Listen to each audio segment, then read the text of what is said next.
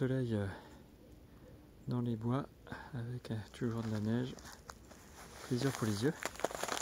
Petite observation quotidienne sinon, c'est qu'on va croiser peu de monde dans les bois. Alors c'est plutôt bien parce que on peut voir des animaux comme ça, pas mal de renards et de chevreuils. Et la contrepartie, c'est qu'on va être un peu regardé bizarrement par les autres personnes.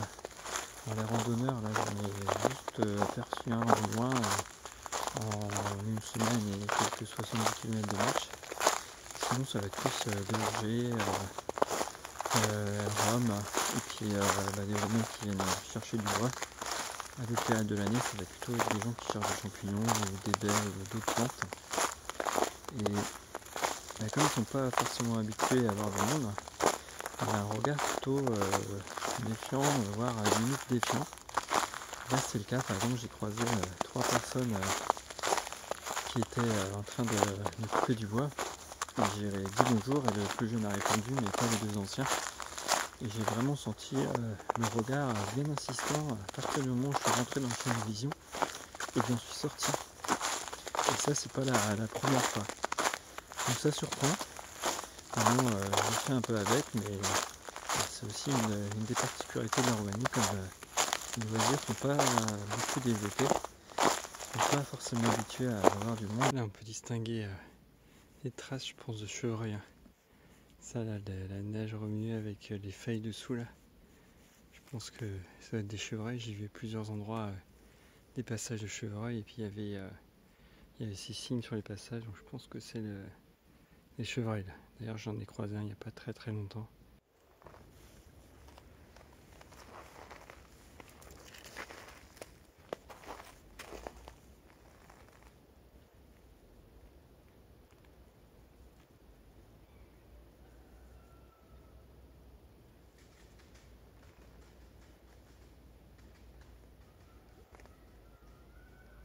Pour s'orienter le plus fiable, ça demeure Strava.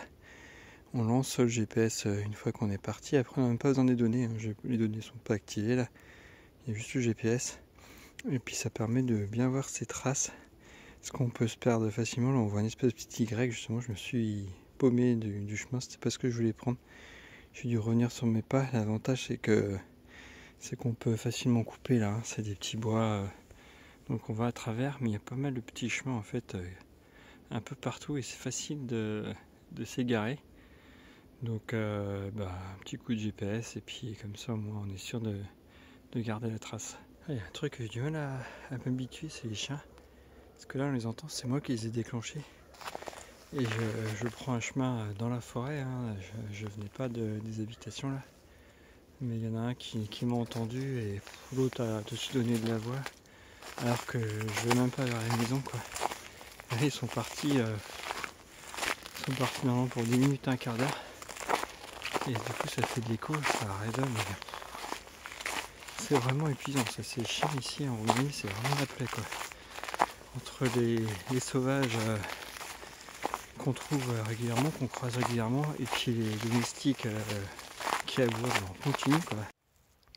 Ah, petite invitée surprise, un chien errant qui n'a pas l'air en bonne forme. Bon, il me calcule pas du tout, je l'ai même pas vu.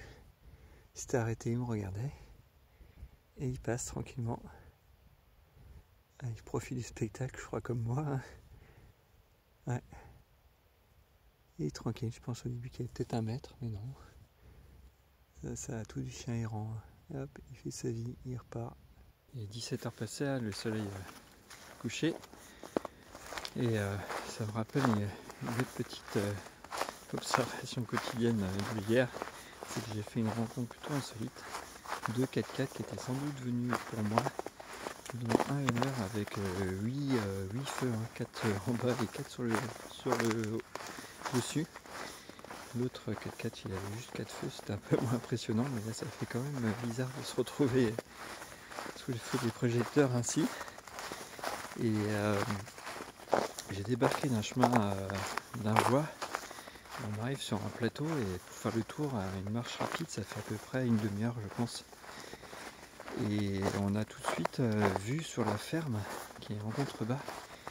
Et les chiens m'ont grillé rapidement, ils sont mis à aboyer. Et après ils aboient en continu, tout du long. Et comme c'est couché de soleil, bah moi j'ai bien traîné, j'ai mis plus d'1 heure. Et à la fin il faisait nuit. Les chiens continuaient à aboyer, en plus il faisait -5. Il n'y avait vraiment aucune trace de pas où je passais. Il y avait juste la trace d'un 4x4, c'est tout. Et d'un coup, bah, j'ai les 2 4x4 qui sont arrivés. Donc je pense vraiment qu'ils sont venus pour moi. On sent que c'était un animal, hein, parce que comme les chiens étaient bien énervés et qu'ils aboyaient depuis 1 heure en continu, qu'il faisait nuit, -5, enfin, tout est réuni pour se dire tiens c'est bizarre quand même. Alors moi je peux pas fait le fier, hein, j'ai coupé à travers champ.